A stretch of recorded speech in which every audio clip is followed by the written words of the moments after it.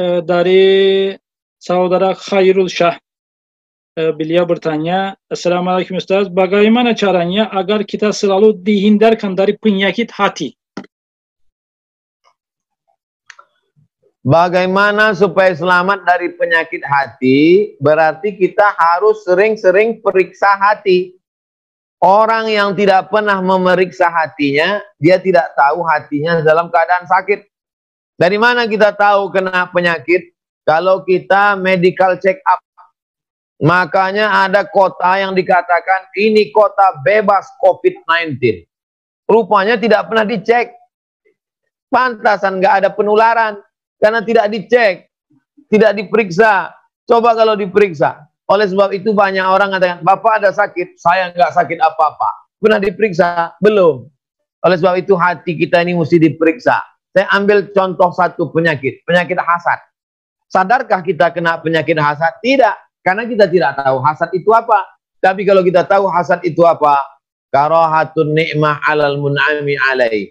Tak senang melihat orang lain dapat nikmat. Ada nggak rasa itu? Ada. Berarti sudah kena hasad. Wa hubbu zawaliha. Ingin supaya nikmat orang lenyap. Pakai santet, pakai dukun, pakai adu domba, pakai riba, pakai macam-macam cara untuk supaya nikmat orang hilang. Ternyata kita sudah kena penyakit. Setelah kita tahu bahwa kita berpenyakit, pertama, medical check up. Yang kedua, sadari kita sakit. Yang ketiga, apa bahaya penyakit ini? Orang kalau tidak tahu bahayanya, dia cuek saja. Kamu kena penyakit darah tinggi. Alah, biar aja. Tapi begitu dia tahu bahayanya, penyakit hasad, apa bahayanya?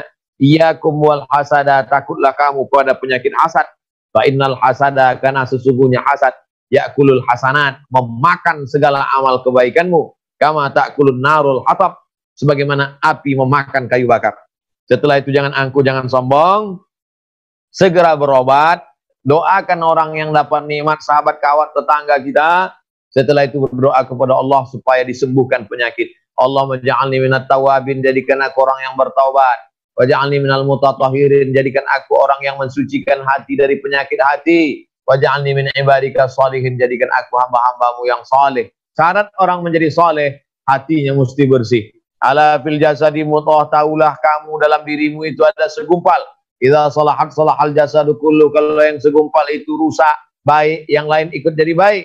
Wa idza fasadat fasadal jasadu kullu, kalau yang segumpal itu rusak, maka yang lain ikut menjadi rusak. Ala wahyal qalb, jaga hati, awasi hati, minta kepada dia yang punya hati. Ya muqallibal qulub, engkau yang membolak-balikkan hati, sabit qalbi, kokohkan hatiku.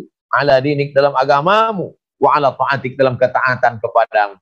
Mudah-mudahan kita semua terpelihara dari penyakit hati ini, insyaAllah. Amin. Demikian Ustaz Asbi.